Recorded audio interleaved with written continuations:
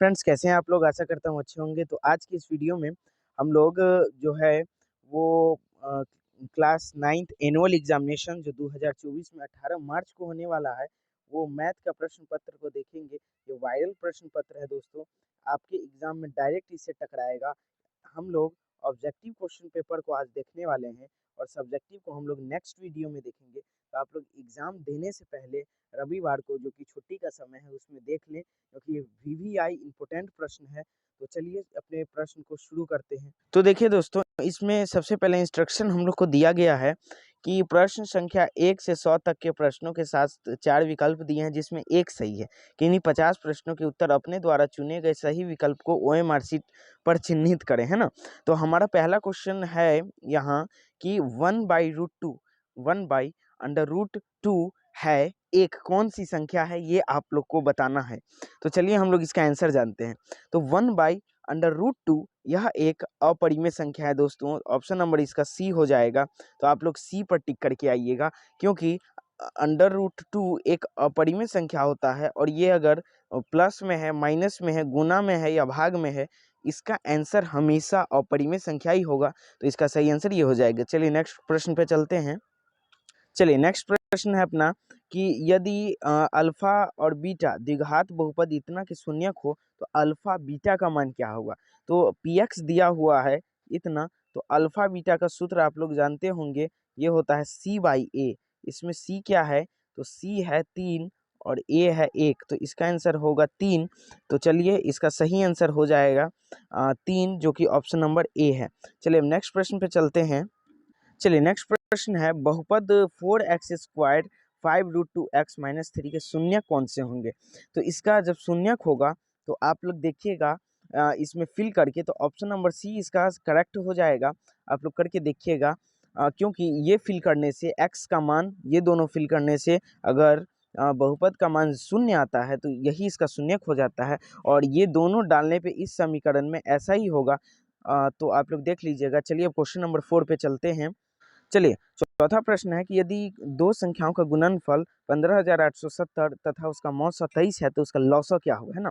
तो लौसा बराबर होता है गुणनफल बट्टे मौसा। तो गुणनफल इतना हो जाएगा और इसका मौसा होगा 23, इससे डिवाइड करेंगे तो इसका मान होगा, तो इसका मान हो जाएगा, आप लोग डिवाइड करके देखिएगा, 690 होगा। ठीक है, चलिए नेक्स्ट प्रश्न पे चलते हैं। नेक्स्ट प्रश्न है, कह रहा है निम्न में से कौन सा बहुपद नहीं है। तो इसका सही जवाब हो जाएगा इसमें से बहुपद ऑप्शन नंबर सी हो जाएगा कि x बट्टे में है। चलिए अब 6 नंबर क्वेश्चन पे चलते हैं।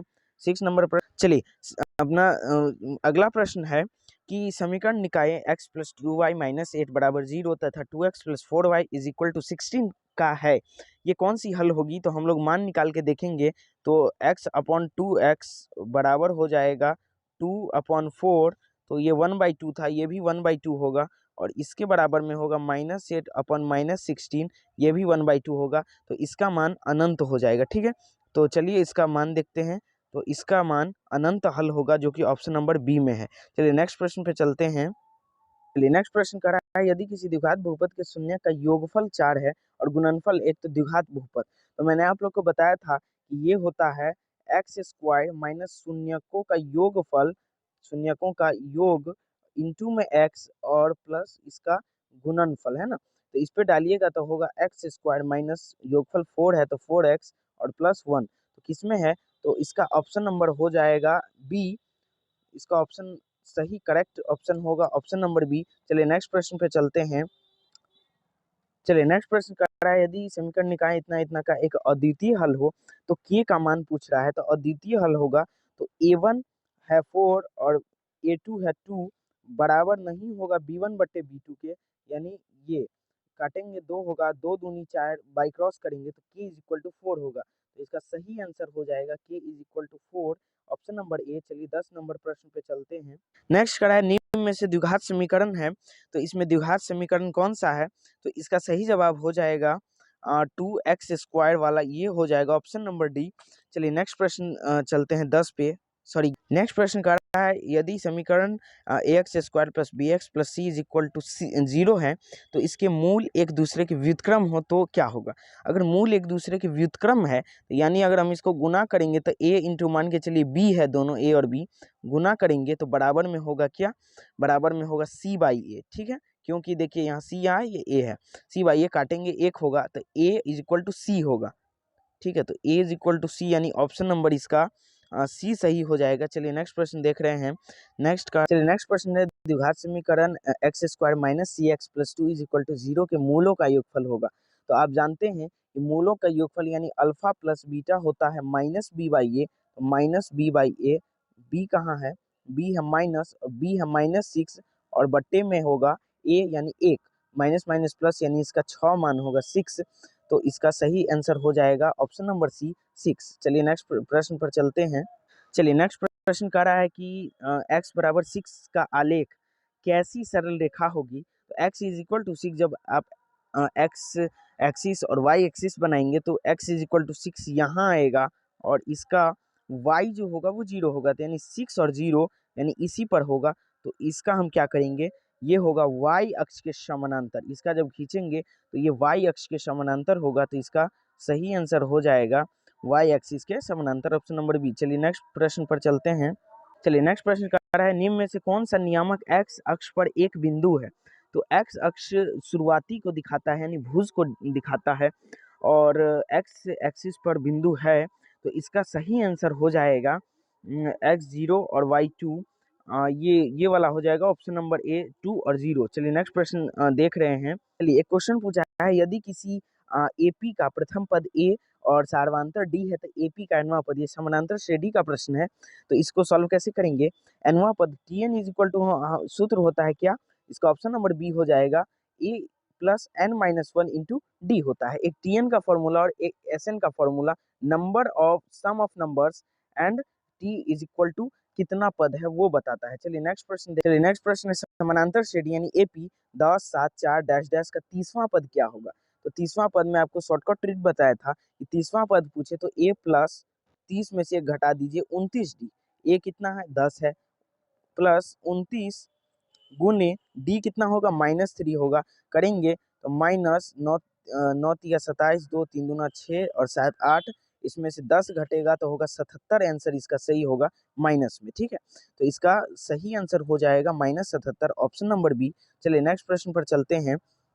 नेक्स्ट कह रहा है कि समानांतर श्रेणी 7 13 19 डैश 205 में पदों की संख्या कितनी है। तो आप लोग इसको सॉल्व कीजिएगा कैसे, t N is equal to आपको पता है a plus N minus one into d होता है और आपको डी दिया गया है, ए दिया गया है और टी एन भी दिया गया है 205, तो आप यहाँ से एन निकाल लीजिएगा। वैसे मैं इसका सही उत्तर बता देता हूँ, इसका सही आंसर होगा, चलिए 17 नंबर क्वेश्चन है समानांतर श्रेणी इतना में पदों की संख्या, तो ये इसका हो जाएगा 44, आंसर है, आप लोग निकाल के देखिएगा। चलिए नेक्स्ट प्रश्न देखते हैं। नेक्स्ट प्रश्न है 3 5 7 9 11 का एनवां पद क्या होगा, यानी टी एन पूछ रहा है, तो T N is equal to हो जाएगा इसमें ए प्लस यानी 3 प्लस एन माइनस वन यानी N minus one into D होगा, डी होगा 5 माइनस 3 यानी 2, तो 3 प्लस 2n और -2 यानी 2n प्लस 1 होगा इसका, जो कि ऑप्शन नंबर ए में है, तो इसका सही आंसर हो जाएगा ऑप्शन नंबर ए। चलिए 19 नंबर प्रश्न देखते हैं। 19 नंबर कह रहा है कि 4 और -3 की मूल बिंदु से दूरी क्या होगी। मूल बिंदु से यानी अंडर रूट करके दोनों को जोड़ दीजिए, तो 4 का स्क्वायर 16 और 3 का स्क्वायर 9 यानी अंडर रूट 25, जो कि होगा 5, जो ऑप्शन में है, और इसका आंसर ऑप्शन नंबर बी हो जाएगा। यहाँ ये गलत टिक लगा है, कोई स्टूडेंट लगाया है। चलिए next question, sine square 65 degree plus sine square 25 degree का मान होगा, तो आप लोग इसको चेंज कीजिएगा, ये कॉस स्क्वायर में होगा, sine square theta plus cos square theta एक होता है, तो इसका मान ए हो जाएगा।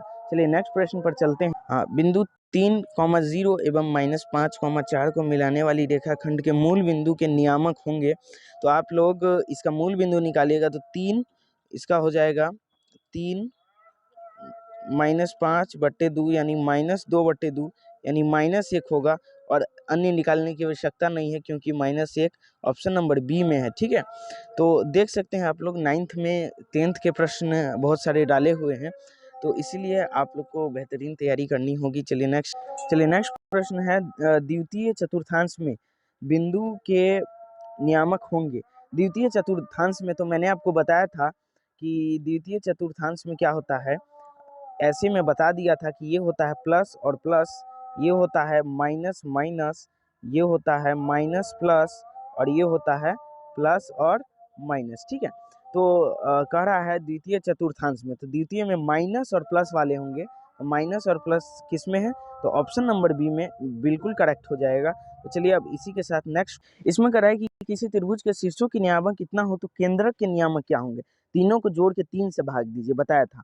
-3 + 5 -8, तीनों को जोड़ के 3 से भाग, तो ये हो जाएगा -11 और +5 यानी -6 को 3 से भाग दीजिए तो होगा -2। ठीक है, इसका सही आंसर -2 हो गया। और दूसरा चतुर्थांश निकालेंगे तो 0 -2 और +5 होगा, इसको 3 से भाग देंगे, ये हो जाएगा 3/3 यानी इसका मान आएगा 1, है ना। तो ये हो जाएगा ऑप्शन नंबर बी, समझ गए। चलिए नेक्स्ट पे चलते हैं, क्वेश्चन नंबर 25। नेक्स्ट प्रश्न है कि त्रिभुज ABC एक समकोण त्रिभुज है जिसमें A 90 डिग्री, तो cos A + B क्या होगा, है ना। तो A + B जो होगा वो भी 90 डिग्री होगा, और cos 90 डिग्री का मान क्या होता है, तो आप लोग बिल्कुल सही सोच रहे हैं, cos 90 डिग्री का मान होगा 0। ठीक है, 0 होगा इसका मान, तो इसका सही आंसर हो जाएगा ऑप्शन नंबर ए, 0 डिग्री, है ना, 0 हो जाएगा। चलिए नेक्स्ट करिए कि 28 सेंटीमीटर व्यास वाले वृत्त की परिधि क्या होगी। तो वृत्त की परिधि ज्ञात करनी है, तो हम लोग इसका त्रिज्या नहीं निकालेंगे। मैंने आपको शॉर्टकट ट्रिक बताया था कि परिधि इज इक्वल टू 2πr, यानी पाई का मान 22/7, और 2r मतलब व्यास, 2r मतलब 28, 28 से सीधा मल्टीप्लाई कर दीजिए, 7 चौक 28 और 12 चौक 88। ठीक है, तो इसका सही आंसर हो जाएगा ऑप्शन नंबर बी, 88 सेंटीमीटर। चलिए इसी के साथ नेक्स्ट प्रश्न पर आगे बढ़ते हैं। कह रहा है कि tan theta into cot theta, ये फॉर्मूला मैंने आपको याद करवाया था कि tan theta into cot theta ए होता है, सॉरी 1 होता है, ऑप्शन नंबर बी हो जाएगा। चलिए नेक्स्ट प्रश्न पर चलते। 29 नंबर कह रहा है कि इसका किसके बराबर होगा, तो ये कट के 1 आएगा इसका मान, और ये भी 1 आएगा, और 1 को जोड़ेंगे तो ऑप्शन नंबर सी हो जाएगा सही आंसर। ठीक है, इस नंबर का है sin theta equal to a/b, तो cos थीटा क्या होगा। ठीक है, तो इसका कर्ण निकालिए, कर्ण होगा √ लंब का स्क्वायर प्लस आधार का स्क्वायर। ठीक है, सॉरी इसमें कर्ण बराबर पूछ रहा है ना, तो कर्ण निकालेंगे, तो कर्ण तो दिया ही हुआ है, इसमें आधार निकालना होगा, तो हो जाएगा b² - a², और इसमें आधार है, सॉरी इसमें लंब बट्टा कर्ण b है ये, और आधार हो गया ये, तो b/√b² - a², यानी ऑप्शन नंबर क्या हो जाएगा इसमें, ए हो जाएगा। ठीक है, इसका ऑप्शन नंबर क्या हो जाएगा, ए हो जाएगा। चलिए नेक्स्ट प्रश्न पर चलते हैं। 31 नंबर प्रश्न है, sin थीटा बराबर 1/2, तो cot थीटा क्या होगा।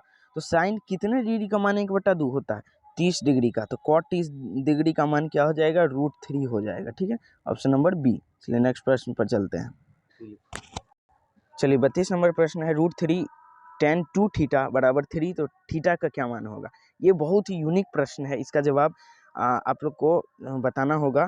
tan 2 थीटा क्या है, tan 2 थीटा बराबर 3/√3, हर प्रमेयीकरण करेंगे √3 से, तो √3/√3 होगा, तो ये हो जाएगा 3√3/3, 3 से 3 कटेगा, बचेगा √3।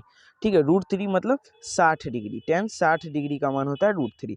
अब 2 theta is equal to 60 degree, तो थीटा का मान ऑफकोर्स 30 डिग्री होगा, और 30 डिग्री तो थीटा का मान वही पूछ रहा है क्या होगा, तो हो जाएगा 30 डिग्री। ओके, देखिए सब क्वेश्चन आसान है, लेकिन अगर आप मेरे लेक्चर को सुने होंगे, मैं जो पढ़ाता हूँ वो किए होंगे तब, तो मैं आपको बता दूं कि मेरे चैनल पर आप लोग जुड़ जाइए। मेरे चैनल का नाम है हर्ष का ऑनलाइन क्लास, जब आप सर्च कीजिएगा तो आपको फ़ोटो लगा रहेगा, वहाँ आप लोग उस चैनल पर जुड़ जाइए। वहाँ आप लोग को सभी प्रश्नों का बिल्कुल सटीक आंसर हम देते हैं, बल्कि 2025 के लिए हमने नया जो है बैच वो भी लॉन्च कर दिया है, और उस पे आप आसानी से पढ़ाई कर सकते हैं। अभी वहाँ फिजिक्स चल रहा है, मैथ में मैंने वहाँ बहुत ही अच्छे ढंग से पढ़ा दिया है।